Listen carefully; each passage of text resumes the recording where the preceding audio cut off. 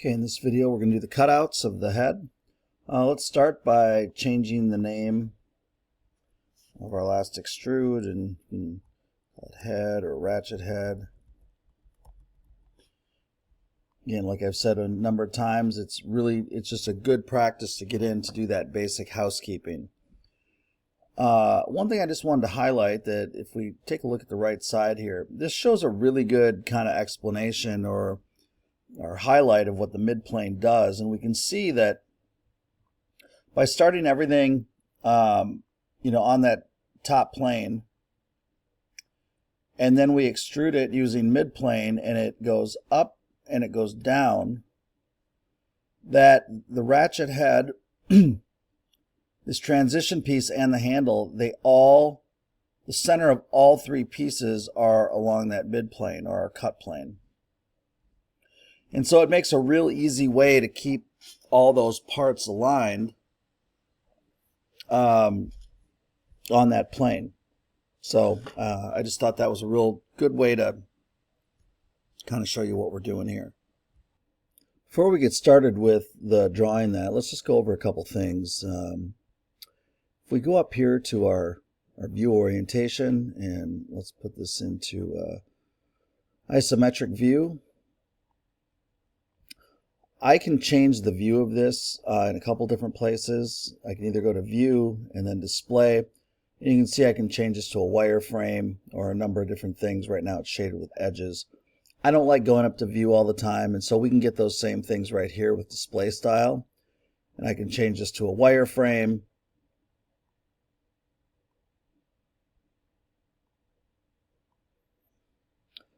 And we can get a number of different options here. So we'll put it back.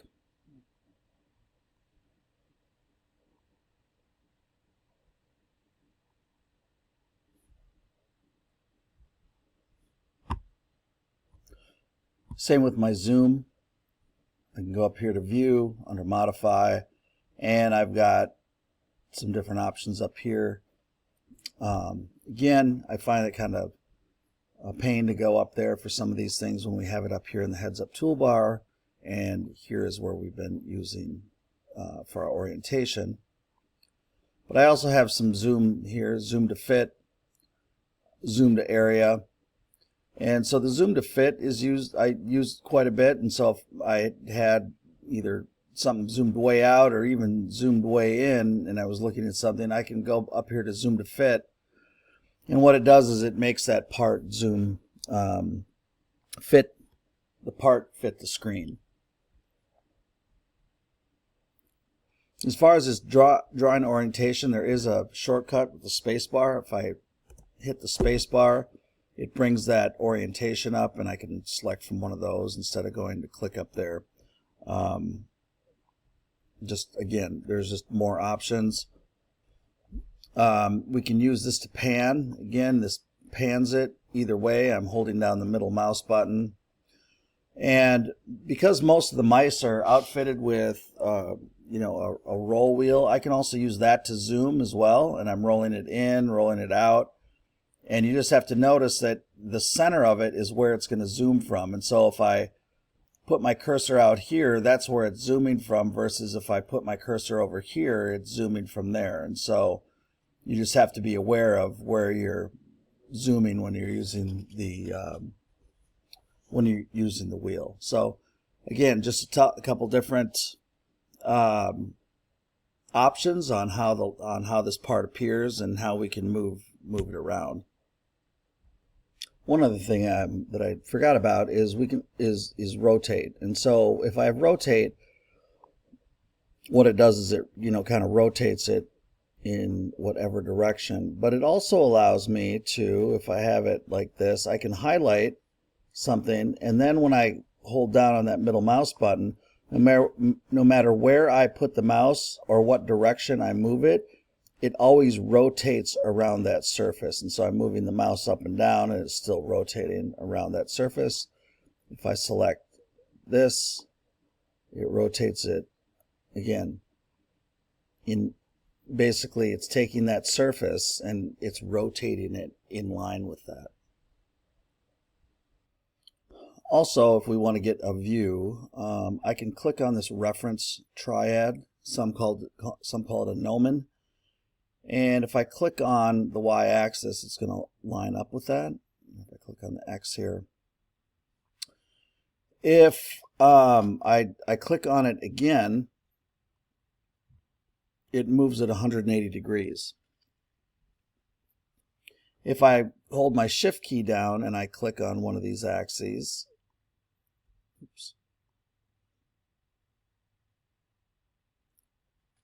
I can move it 90 degrees. And then Alt, if I hold my Alt key down and I click on one of these axes, it allows me to use my arrow keys on the keyboard, and I can rotate it that way using each hit of the arrow key, and I can move it incrementally. All right, let's click a new view that we can work with, and we'll create a shortcut for it. So first thing we're going to do is come up here to View Orientation and click Isometric. Then what we're going to do is we are going to click the top of this face and select it. Oops. And we are going to zoom. Okay, I misspoke, not click, right click instead. So we're going to right click on this face. And what we're going to do is zoom to selection.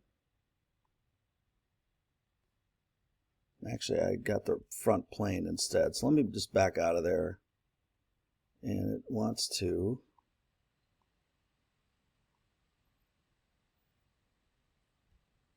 All right, for whatever reason, it wants to keep grabbing that front plane. So let's come up here to the front plane. I'm going to hit hide for a minute.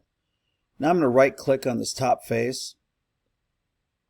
And in this top menu bar, when I right click, I've got an option now, zoom to selection. So it zooms in, still in an isometric view, but of that ratchet head. I'm going to come up here to my view orientation, and this telescope looking thing, I'm going to click on that. It's a new view, and I'm just going to type in head. I'm going to click OK. And now when I look up here, I've got a new view. And so if I put this whatever and I can click up here, I can click on that view, and we created that special view. And that comes in handy based on the part that you're doing as well. All right, we're going to end that video here, and when we pick up with the next one, we are going to start doing the internals of this ratchet head.